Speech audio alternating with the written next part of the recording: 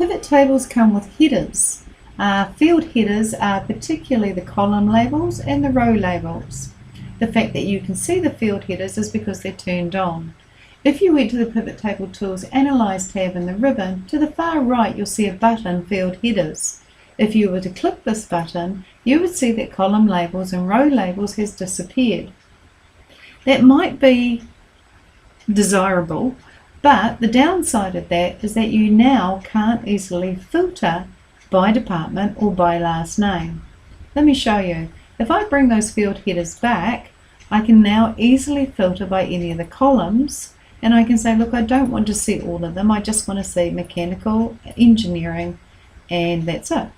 And so I'm seeing those two. But without this column labels field header, I couldn't easily do that. And if I want to put them back to all, I can clear the filter by department. Likewise, I can also filter by any of the row labels. So I can filter by any of the last names because I'm only interested maybe in Ashworth and in Bennett. So I'm filtering these two last names, and likewise I can clear that.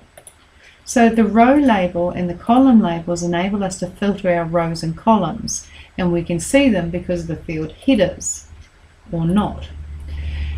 If you don't like the text, you could change column labels to just a space, and that would show nothing. Or you could actually say department. And likewise here, you could say last name.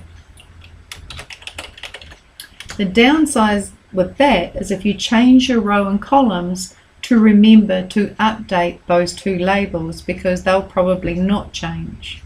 So